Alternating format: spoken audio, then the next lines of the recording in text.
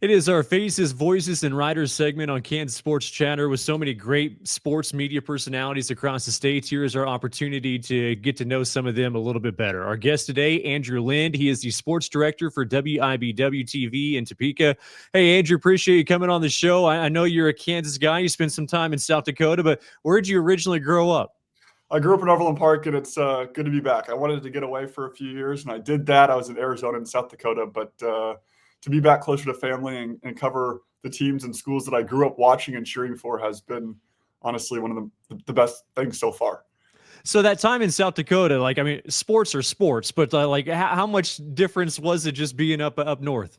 Well, it was so good to just get your feet wet in a place where the consequences were so low. You weren't covering South Dakota or South Dakota State because that was on the eastern half, but we had a couple Division II schools in the RMAC conference. We had Arena Football before the Arena Football League went bankrupt, and then we covered some ECHL hockey, which is two levels below NHL. So it's NHL, AHL, and ECHL. So when you think about the sports there compared to what you're covering in Kansas City with the Chiefs and the Royals and KU and K-State, it's a little bit different, but it was a good place to kind of just get started and learn what it's like to work in TV sports. Well, it's not like Kansas doesn't have rodeos, but what is the equestrian style like up in South Dakota? Well, it's funny because I grew up in Overland Park, and so when people hear about Kansas, they obviously think about Wizard of Oz. They think about you growing up in the small town, and I obviously grew up in more of a suburban area, but I never went to a rodeo growing up, so I didn't know what to expect. So when I got out there, I just learned that it was better to kind of just act like you know nothing. Don't act like you know what you're talking about. Ask lots of questions. But by the time I left, I would say I was pretty well traveled when it came to rodeos, and I felt like I knew a bit of what I was talking about. So now when friends or coworkers ask me about rodeo, I can say I know a little bit about that. So nobody at WIBW has asked you to cover any rodeos yet?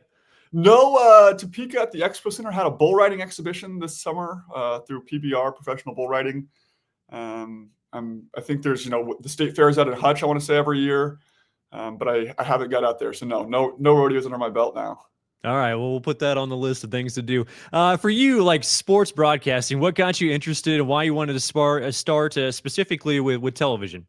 So I started with print in college. I liked print because it was longer form. I felt like you could express your thoughts and have more kind of a drawn out story with as much, I say ink and paper like we're back in the 1800s, but with as much room that I could write.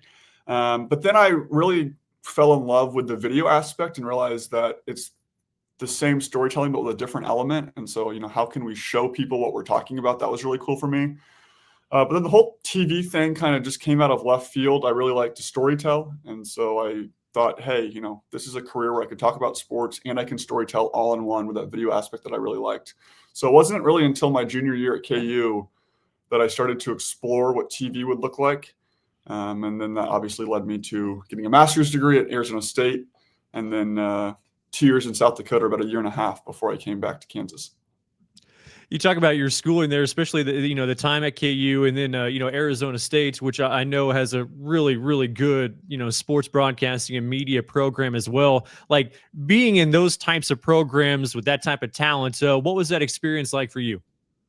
Honestly, so glad I went to KU, and that's a shout out to KU. I mean, Arizona State, Syracuse, Northwestern, they have these what I call Harvard-like, Ivy League-like experiences for journalism school. But KU, the best part about KU is it's so hands-on, it's so student-led.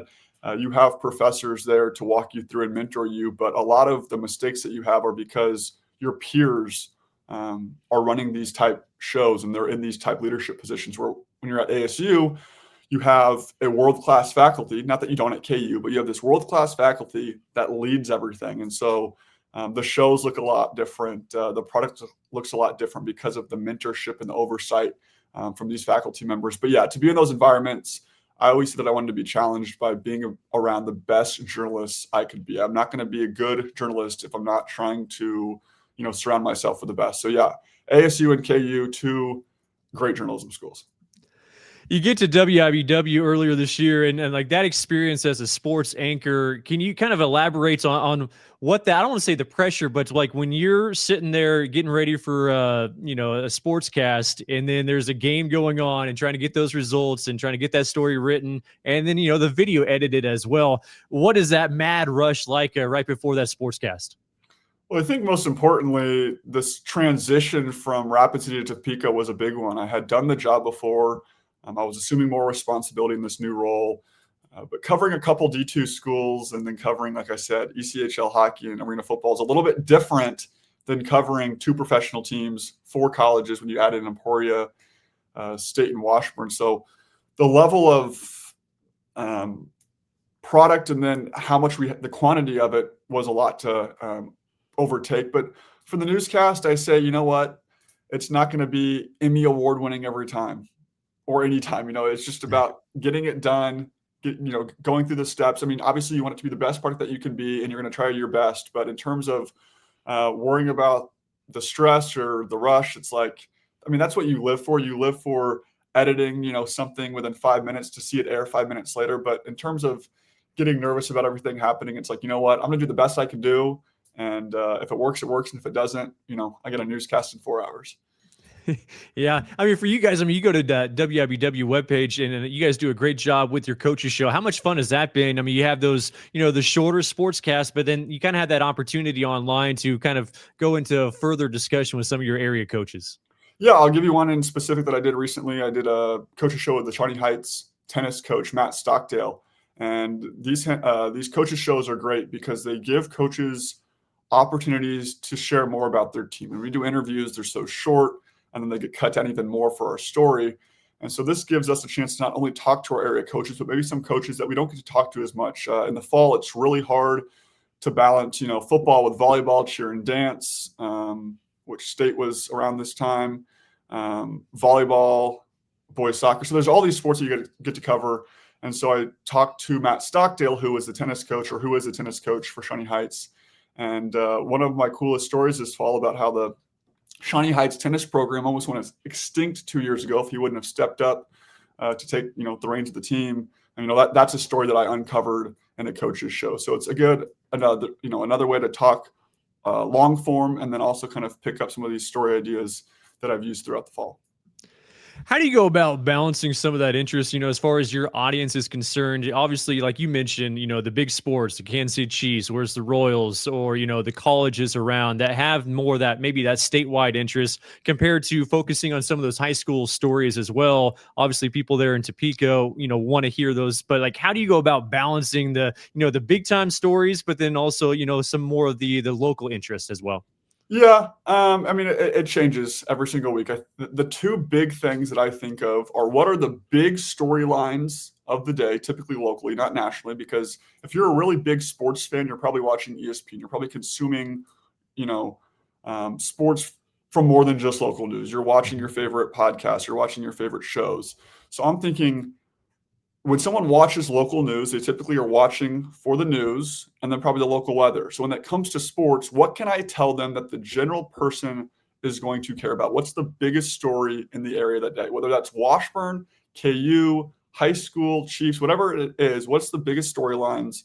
And how can I relate them to the people that are watching? Again, the people that are watching local sports, I wouldn't say are your typical hardcore sports fans. They just want to know what's going on. So what local stories will appeal to them in terms of then, why do I cover the Chiefs versus, the Royals? Obviously, if one's in season and one isn't, that's an easy answer. Another answer is who's doing really, really well right now. Like, last year, Washburn men's basketball played for a Final Four. Okay, well, they got more attention than Emporia State women's basketball. That's because Emporia State women's basketball, didn't make the tournament or was having a slow season. So it's really, who's doing well, what do people care about, and what are the stories that I can make, relatable to an audience. All right, last question. We'll put you on the spot. Since you've arrived back in WIBW, like, what's been the most fun or rewarding story that you've been able to cover so far? In Rossville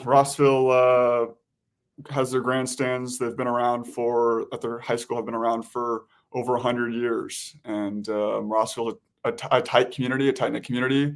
And so baseball in that town and sports in that town has become part of what Rossville is. So they've recently renovated those stands to preserve them. They had a chance to, or a choice to either tear them down or rebuild or refurbish, I guess. And they decided to renovate them and refurbish them.